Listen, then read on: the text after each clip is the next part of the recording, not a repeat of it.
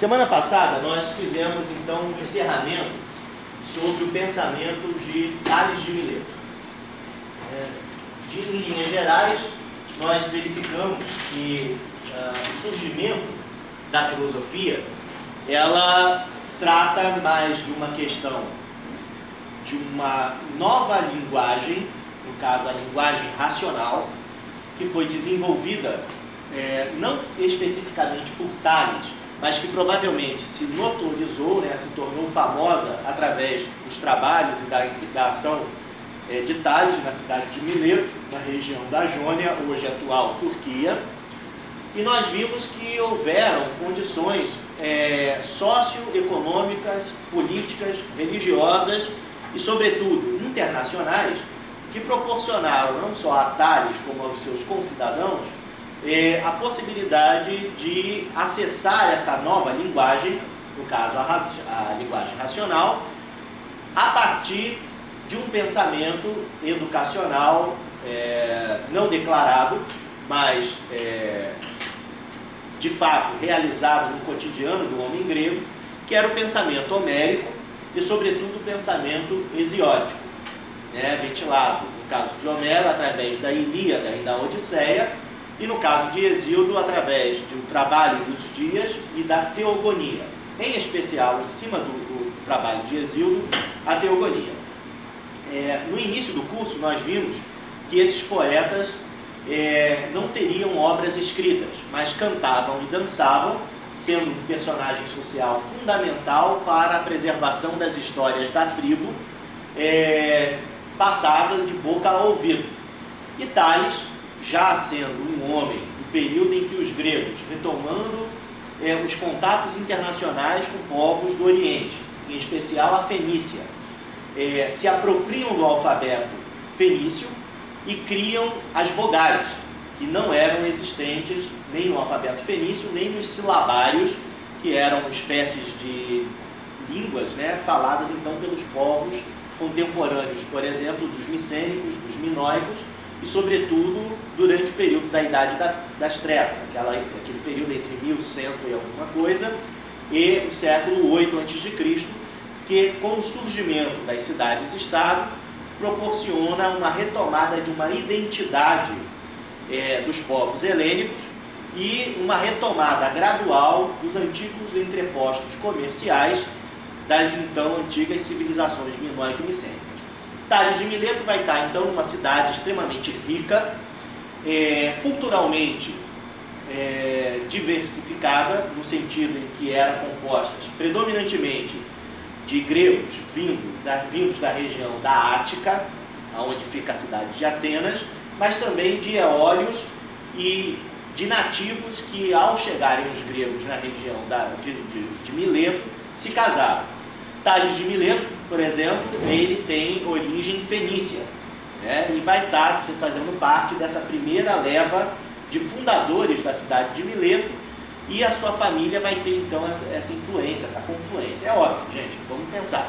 Qual é a mãe que cria um filho que não passa parte das suas ideias, mesmo respeitando as ideias do marido? É básico. O contato das crianças com as mulheres são muito mais intensos do que com os homens. Então, é interessante a gente perceber o pensamento racional como vinculado à cultura fenícia. É possível. Existem teses que defendem essa influência oriental, tanto fenícia quanto egípcia, babilônica, persa, posteriormente, mas não são, digamos assim, teses muito bem aceitas na academia.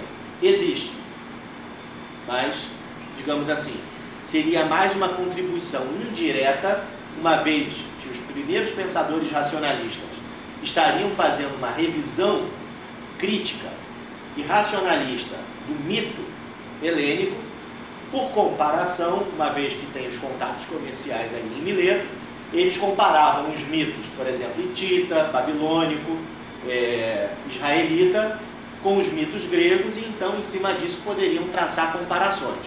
E isso vai ser fundamental, ou seja, a diversidade cultural, tanto quanto o intercâmbio cultural. Lembrando, Tales foi ao Egito e viveu durante algum tempo no Egito, estudando com os sacerdotes do faraó.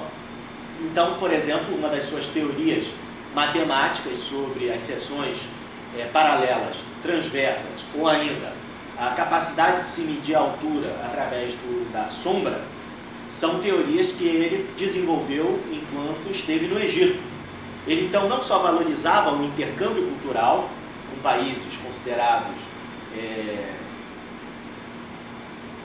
de tops, né, no caso, como referências culturais, como ele também tinha essa vivência na própria cidade. Então, uma das características que vão ser típicas do pensador racionalista, em especial o que virá a ser chamado posteriormente de filósofo, é a necessidade de viajar e de comparar culturas, né? Então, hoje em dia é possível ser filósofo sem ter que viajar? Sim, com a internet você quase participa, você quase vivencia. Hoje em dia, se você fala mais de um idioma, pela internet você pode, ao vivo e a cores, um intermediário em determinado lugar, ver e sentir o que essa pessoa está passando. Só que naquela época não tinha nada disso. Naquela época, ou você ia e vivia enquanto sobrevivia e não era escravizado, né? Porque cada dia, literalmente, você tinha que matar um leão, principalmente estrangeiro fora de casa, pessoa fora de casa, é só mais um ser humano que, dependendo da circunstância, podia ser escravizado. Então a gente vê na figura de Tales uma pessoa que vai estar não só montando o que a gente verá na tradição filosófica, a escola jônica, mas um criador de tendência, um criador de uma tendência que vai atravessar tanto o pedagógico quanto o inovador de linguagem, de descrição do mundo, no caso a linguagem racional, como também vai ser o primeiro a romper com a tradição oriental desses países onde ele esteve, Egito, Pérsia, Israel, ao dizer que o mestre, o professor, ele não é o dono do conhecimento. Na verdade, isso é uma crença muito grega. Ao homem, quase nada é possível afirmar a respeito da verdade e da realidade. Percebam, da verdade, da ou sobre a realidade. Por quê? Apenas os deuses, que são imortais, são capazes de acessar a verdade. Então, se isso é verdadeiro, se essa afirmação é verdadeira, e era uma crença entre os gregos isso, que o homem, você só pode ter opiniões sobre a realidade, como que um professor, ou um mestre, ou um sacerdote, no caso dos mestres de Tales, né, poderia afirmar uma verdade absoluta, uma verdade inamovível? Ele, que na sua cidade vê diversas verdades sobre a origem do cosmos, sobre a relação dos deuses, sobre a relação dos homens, várias verdades que funcionam e são interativas, coisa que não acontecia no que a gente chama de Grécia continental, fechada ali no seu mundinho, quando muito brigando com o vizinho por terra, dinheiro, comida ou escravos. Em Mileto nós tínhamos ali o mundo passando por ali, seja através do mar, seja através das caravanas. Então você tem várias histórias de origem, você tem vários deuses, alguns deuses semelhantes aos gregos, outros deuses totalmente diferentes, né? E você vê homens que dobram seu joelho diante de outros homens, enquanto para os gregos, homens e deuses são feitos da mesma matéria, na mesma época. E eu digo feitos não no sentido da existência de um Deus criador superior a tudo e a todos que vai conceber o mundo, no caso como na tradição judaica, né? Mas como que engendrados pelo cosmos, que é considerado nesse caso como sempiterno. Então Tales vai trazer para a gente todas essas reflexões. E acima de tudo, a ruptura com essa tradição do mestre inquestionável.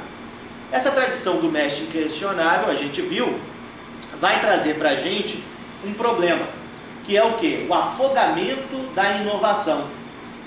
Não é possível, numa escola, ou num pensamento, numa filosofia, que acredite que um mestre é o seu ápice, né? Ou seja, o seu máximo de concepção intelectual, que inovações sejam feitas à sua teoria.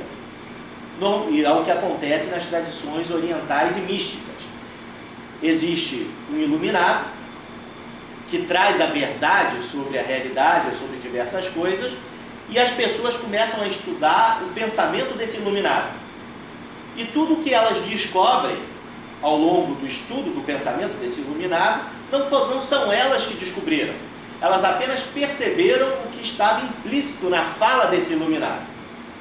Assim foi feito com todas as religiões orientais.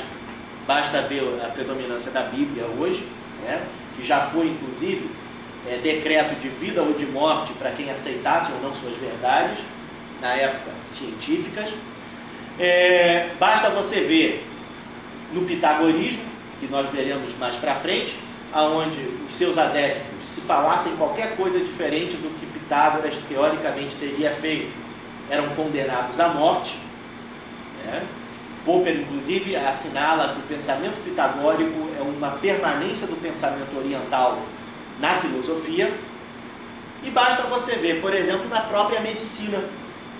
Na medicina, o chamado corpus hipocráticos, né, o corpo teórico da ciência médica, durante quase 22 séculos, ou mais até, talvez 25 séculos, vai ser atribuído exclusivamente a Hipócrates. Por isso que vai ser chamado corpus hipocráticos, e não corpus do José, do Guilherme, do Mateus, que estudaram medicina a partir do momento que Hipócrates morreu e fizeram descobertas. Porque Hipócrates vai estar vinculado a essa ideia oriental de sabedoria, de ciência. Tales não. Ele vai dizer, olha, os mitos devem ser analisados. E não só os mitos, mas mesmo o que eu falo. Porque aos homens não é cabível o acesso irrestrito à verdade. Apenas aos deuses. Então o que eu digo pode e deve ser criticado, porque não é a verdade absoluta. Gente, é essa postura de Tales que vai romper com a tradição oriental e vai construir as bases do procedimento do comportamento racionalista para a criação do que no futuro nós vamos chamar de filosofia e mais um pouquinho à frente, ciência. É necessário se rever o que existe. É necessário criticar o que existe. Por quê? É na revisão e na crítica que a diferença acontece. Que a percepção daquilo que não foi observado de repente por aquela pessoa que é a referência, ou aquela tradição que é a referência, vai ser identificada e vai ser corroborada, transformada, ampliada e se descobrir inovações. E essa vai ser a base da contribuição de Tales para esse processo. Então, gente, antes da gente continuar no que diz respeito ao Anaximandro, eu gostaria que vocês dessem uma olhadinha nas suas anotações, verificassem se tem alguma coisa que vocês gostariam que eu retomasse de Tales, porque aí em seguida a gente vai passar o conteúdo relativo a Anaximandro e vamos então começar as nossas reflexões sobre Anaximandro no dia de hoje. Professor, eu só gostaria de recapitular, você já falou, mas eu esqueci, o sentido daí de Deus sempre eterno. Então, quando você pensa a ideia de eternidade, o que vem à sua mente? Sempre. Ou seja, Infinito. uma existência, vou botar assim, infinita. Certo? Uma existência infinita tem começo?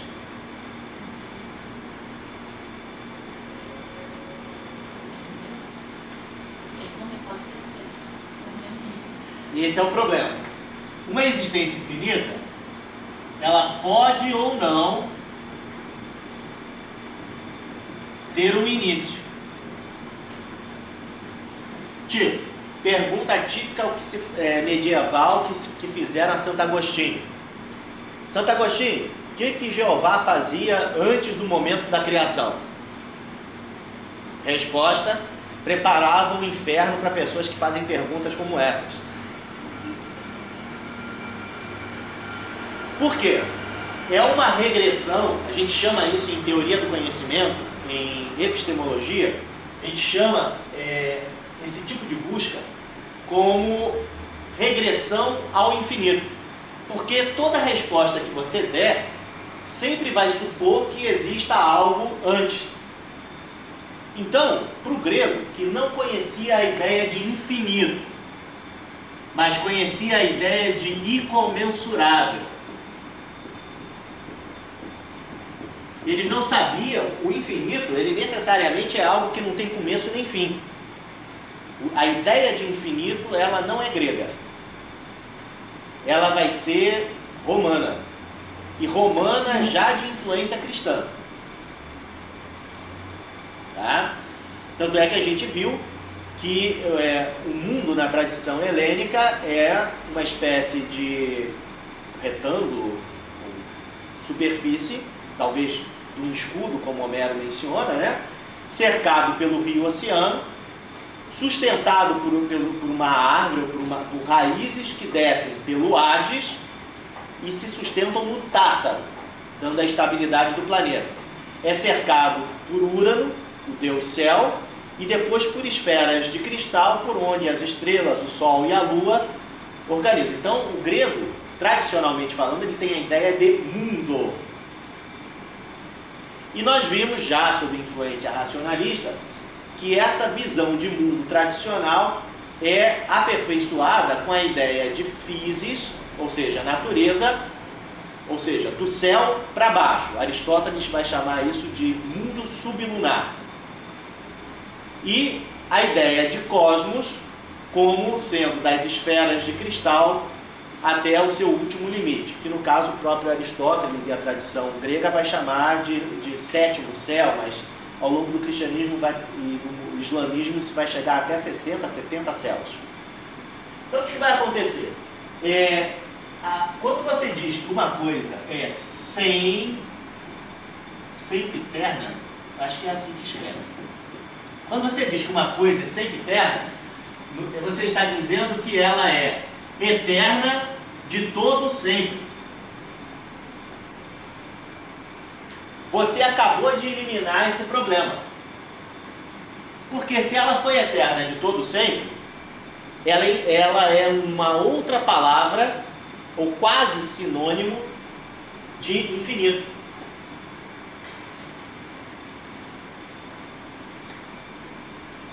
E é exatamente isso que a gente vai começar a verificar e comprovar esse argumento que eu acabei de trazer no pensamento de Anaximandro. Quando ele, por exemplo, vai afirmar que existem inumeráveis mundos no cosmos. Até então a gente não vê nenhum pensador grego afirmar que existia mais de um mundo além de Gaia.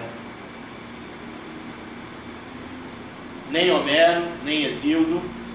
No pensamento de Anaximandro, a gente vê pela primeira vez a ideia de inúmeros. Inúmeros não quer dizer que são infinitos. Concorda comigo? Mas a ideia de sempiterno indica quase a ideia de infinito. Só não chega à ideia de infinito porque existe uma espécie de delimitação que relaciona o sempiterno à ideia de incomensurável. Mondolfo Rodolfo, no livro O Infinito para os Antigos, esse livro é raro, eu tenho uma das poucas xeroxes que tem no Brasil, em português. É um tijolinho desse tamanho assim. Mondolfo Rodolfo, ele afirma que o grego, ele não conseguiu desenvolver a ideia de infinito. Porém, quando eles estavam no mar, em especial o mar Mediterrâneo, que nós hoje sabemos que é pequeno, né? Mesmo no mar Mediterrâneo, eles tinham a sensação clara do incomensurável. Por quê? Quando você está no meio do mar, sem nenhuma referência com a terra, parece que o céu está te esmagando contra o mar. O horizonte é pura vastidão. Você não sabe, você perde a referência. No caso, os antigos navegavam pelas estrelas. Graças a Thales, nós vamos ver que o primeiro manual de navegação estelar foi desenvolvido e escrito por ele. Então os gregos aprenderam a navegar com as estrelas. Até então, eles faziam o que nós chamamos hoje em dia de navegação de cabotagem. O que é isso? Você está navegando, está indo no mar, mas você está olhando a terra. Você está de olho na terra. Se der alguma zica, você aponta o navio para a terra e tenta chegar o máximo possível para não morrer afogado caso afunde. Os gregos tinham essa limitação tecnológica. Os fenícios já faziam, os egípcios já usavam as estrelas, os babilônios já usavam as estrelas como instrumento de navegação. Tá? Então o que vai acontecer? Quando você está no meio do mar, você sabe que o mar tem limites. Você sabe que se você está na ilha de Creta e navega para o sul, você vai chegar no Egito. Você sabe que se você está na ilha de Creta e navega para o norte, você vai chegar na Trácia. Perdão, na Tessália. Você sabe, está na ilha de Creta, você vai navegar para leste, você vai chegar na Síria, ou na Lídia, ou ainda na Jônia. Você está na ilha de Creta, sabe que vai para o oeste, você vai chegar na Magna Grécia, ou na Sicília. Se nenhum monstro marinho te devorar no meio do caminho, claro. Então o que acontece? A ideia de incomensurabilidade, ela se vincula à ideia de sempiternidade, no sentido de que o eterno, o que sempre foi eterno, é muito grande. Mas, por ser muito grande, não é quantificável. Mas não é infinito. Porque o infinito é algo que não tem começo nem fim. O sempiterno, ele sempre existiu. Mas existe a possibilidade de chegar a ter. Tanto é que era um medo, até no período pós-renascimento cristão, um medo de se navegar para o oeste era chegar nos limites da terra e cair. Lenda trabalhada, né, eu acho que Piratas do Caribe 3, onde eles vão navegar pelas águas desconhecidas e vão literalmente chegar nos confins do mundo. Era uma crença real, se você acreditava que o mundo tinha um limite. Então, assim, a ideia de sempiternidade está vinculada à ideia de incomensurável, porém, em certa medida, se aproxima do infinito, porém, ela se diferencia da ideia de infinito, uma vez que o infinito, não tendo começo nem fim, permite ou não a ideia de que tenha tido um começo, enquanto o incomensurável, tanto quanto o sempiterno, em especial o sempiterno, ele não supõe a ideia de um começo, nem tampouco do fim. O que se coaduna com a ideia que a gente viu de tempo, descrito no mito mito das raças, de prata, de ouro, de bronze, de ferro, dos heróis, aonde, embora o meu desenho não seja um circo, imaginemos que fosse um circo, não tem começo nem fim, mas sim ciclos cósmicos de repetição contínua. No caso, a gente estava falando antes, de 10 em 10 mil anos, o cosmos se estruturava, que é sempre eterno, o círculo nunca tem fim, assim como não tem começo, então é sempre eterno. Perceba que não é infinito, é um círculo. É bacana essa ideia, né? E para os antigos o círculo era a figura geométrica mais perfeita que existia, justamente por causa que era sempre eterno. O cosmos se estruturava, se degenerava e se desestruturava e depois ciclicamente se auto-reiniciava. Não sei se ajudou. Acho que sim. Depois de Tales, então, que começou a se formar a ideia do infinito, então. Mas digamos que o Tales ele não vai mencionar nada, mas digamos assim, a ideia básica é o do sempiterno e aos poucos, digamos assim que o infinito mesmo só vai ser cogitado como tal no pensamento helenístico romano, tipo Alexandria, digamos assim, eu acho que já em, como é que é o nome dele? Plotino. Plotino você já vai ter essa ideia, né, que se dizia a reencarnação de Platão. Então, mas essa ideia do infinito, daí ela se concretizou mais junto com a ideia de Deus eterno? Está ligado à palavra infinito com a eternidade? Então, eu sou ignorante de hebraico, né, ou aramaico também. Mas assim, teríamos que ver, é uma investigação interessante a ser tratada. Porque hoje o cristão associa a eternidade divina à ideia de infinitude. Mas se você levar em consideração que tanto quanto a medicina, a física, que vai ser tratada nas universidades cristãs, no mundo ocidental, até o século 17, 18, é a física de Aristóteles,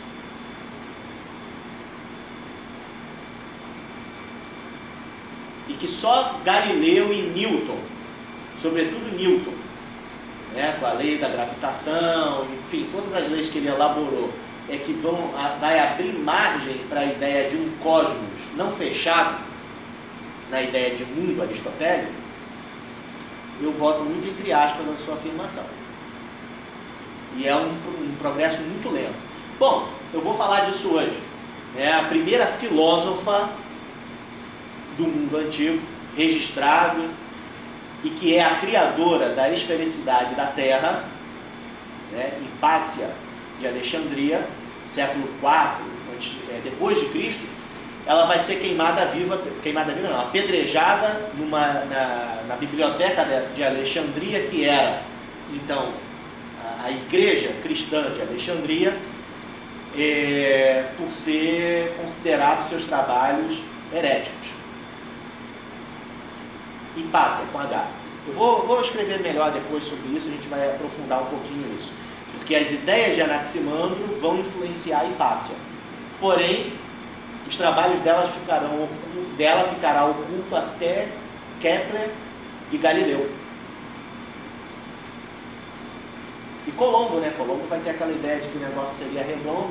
Até então perceba que a ciência, mesmo a ciência já considerada enquanto tal a partir do século XIV depois de Cristo, se destacando da filosofia, estará marcada e profundamente acentuada pelo pensamento filosófico antigo, mesmo no mundo cristão ocidental, já com descobertas, com navegações, com grandes impérios, com mercantilismo à solta, com capitalismo sendo desenvolvido, ideias técnicas como de cosmo e de mundo, física, tanto quanto de medicina, são ideias antigas. Bom, gente, a medicina ainda no século XVIII acreditava que a sede do pensamento era o fígado, fechado com Aristóteles. Enquanto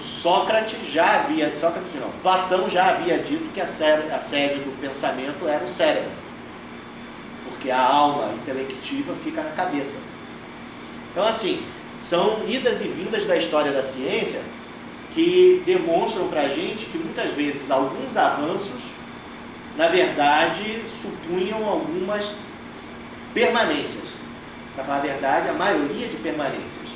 E que muita gente que trouxe inovações foi condenado e perseguido, se não até morto, por ir contra a ideia tradicional, que vai ser, infelizmente, o empobrecimento da filosofia a partir do período cristão, quando, então, vai se retomar a postura anti-talesiana.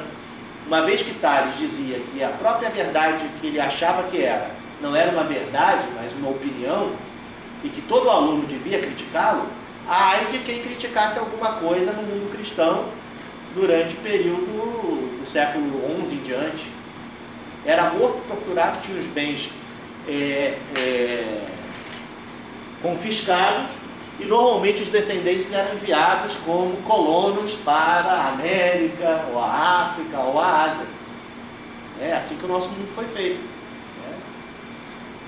Então é importante a gente ter essa percepção. Parece, né, que quando a gente estuda filosofia, cada novo filósofo vai trazer conhecimentos inovadores. Não é bem assim. Às vezes ele traz retrocessos. A gente vai ver daqui a pouco, por exemplo, na história da filosofia, tradicionalmente a gente vê Tales de Mileto, Anaximandro de Mileto, Anaxímenes de Mileto.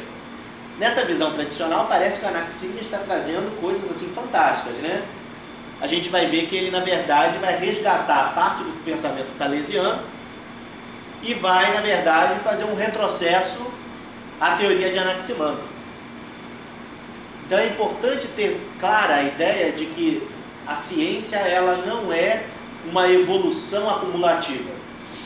Ela supõe a necessidade de você necessariamente rever o que existe, talvez até rever o que foi considerado falso e mentiroso em épocas muito recuadas, e que hoje em dia a ciência não aceita, para de repente resgatar parte ou todo desse conhecimento desprezado para se avançar mais à frente.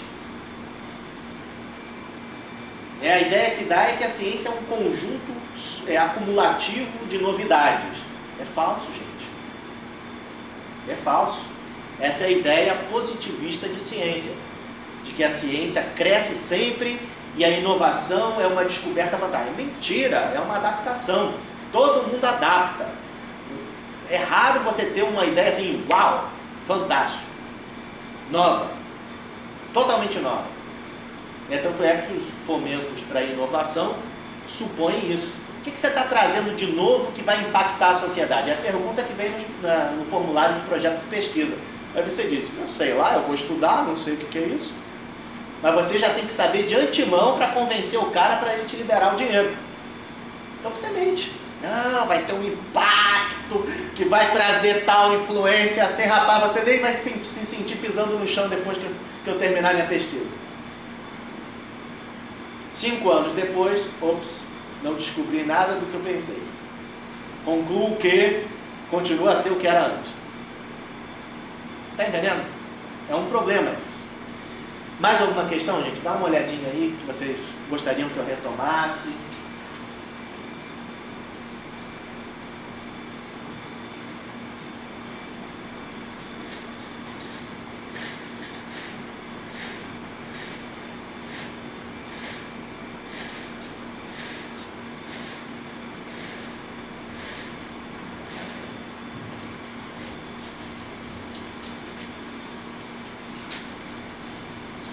Oba. Então, ele tem 2 modos de ser visto? O infinito depende de como você quer interpretar a questão. Se você quer uma definição fechada, ela é o que é, tipo, aquilo que não tem começo nem fim. Em outras palavras, né? Mas se você quiser investigar, analisar o conceito, que é o trabalho filosófico em si, você vai ver que ele tem sinônimos. E esses sinônimos têm parcelas de conexão com outras ideias que abrem outras perspectivas. O trabalho do filósofo, especificamente, é definir ou de tornar claro aquilo que é suposto e nem sempre discriminado. E por não ser discriminado, é ignorado na sua grande maioria.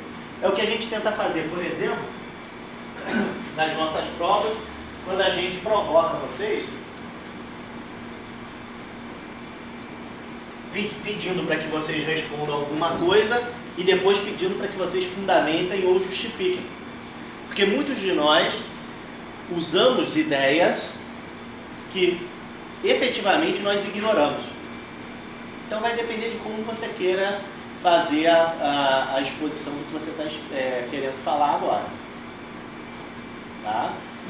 Tudo tem mais de um sentido. Muito mais ideias filosóficas como a de eternidade e de infinito. E que supõem, assim, obrigado, e que supõem consequências. Por exemplo, na definição cristã medieval do século IV ao século IX, né? Se você não disser que Deus é eterno, então toda a estrutura cósmica baseada na Bíblia e adaptada para o mundo pagão é falsa. Então você não precisa acreditar em Jeová. Então um dos pressupostos da divindade cristã é que ela tenha que ser eterna.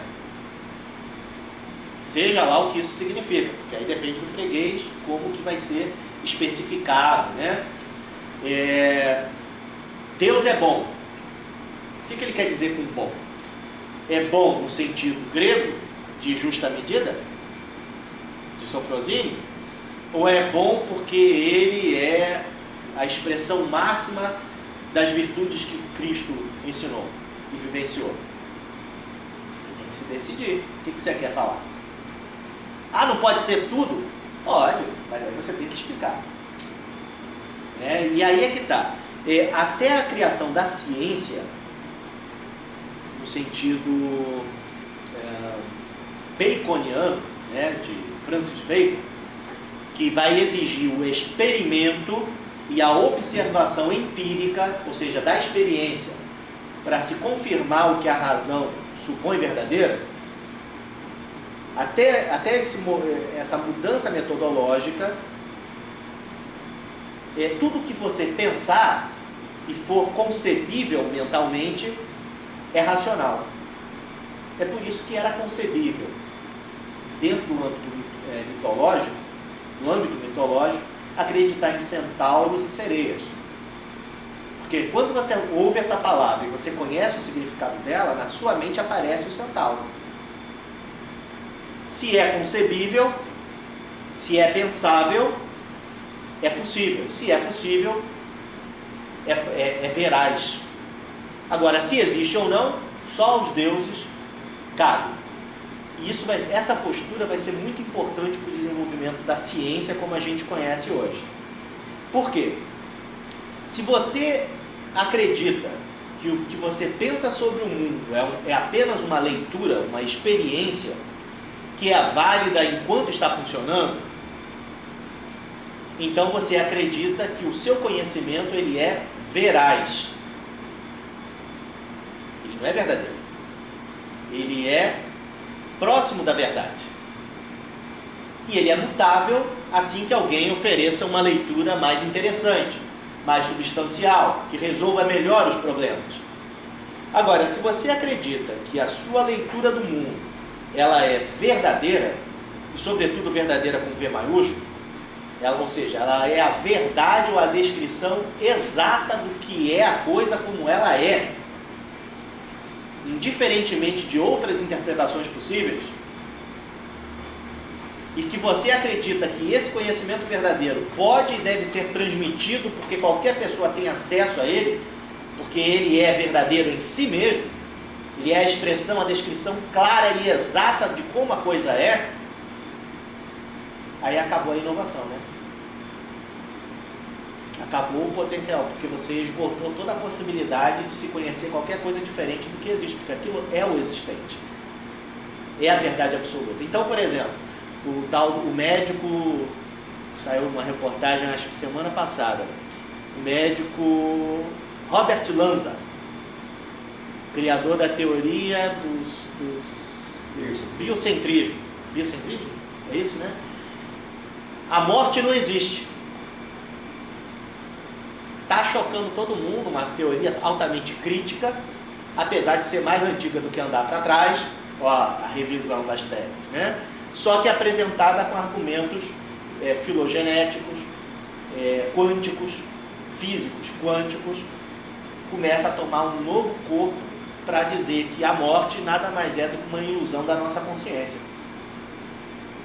O cientista tradicional fica até arrepiado de ouvir um negócio desse.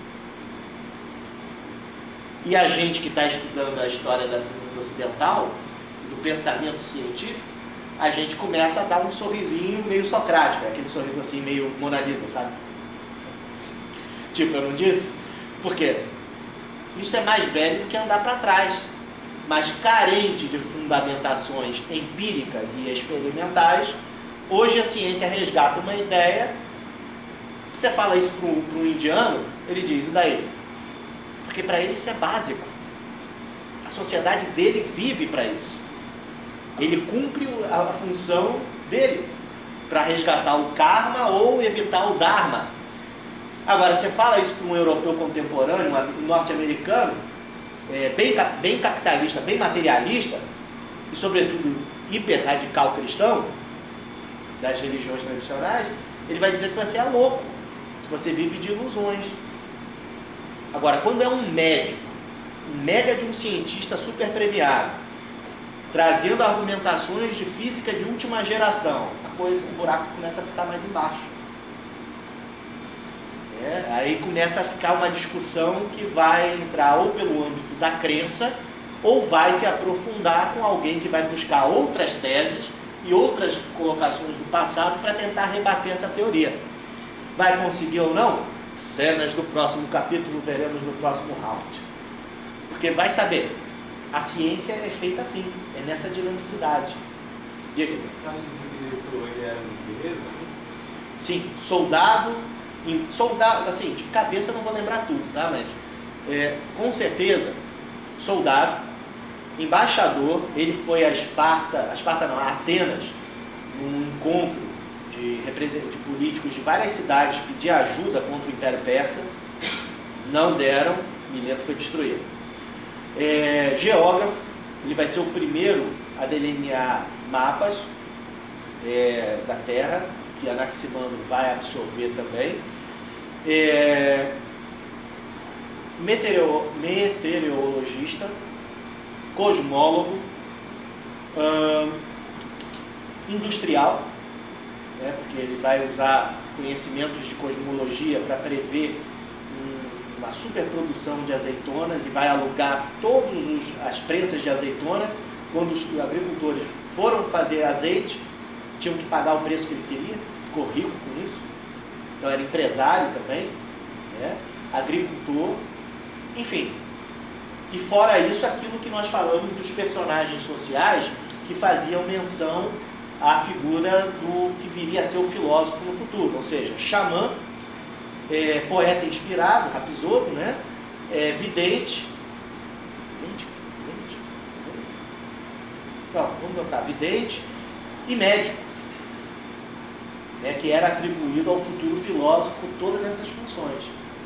E, em geral, você vai observar, quase todos os pensadores eles são multiuso. Tá? Eles têm diversas abordagens profissionais ou, digamos, sociais, diversas funções. Mas os filósofos na Grécia, eles eram guerreiros, eu sei que Sócrates era um general. Eu acho que não foi na turma de você não, mas eu falei disso nessa semana também. Veja só, no mundo antigo, para o homem especificamente, a guerra era um estado constante. E sobretudo para os pais de família. Se ele ou os homens da sua família não fossem capazes de se armar e se defender, eles eram escravizados.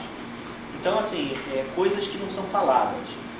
A gente pensa filósofo, um cara teórico, franzino, guardado lá no ócio dos seus afazeres. Mentira!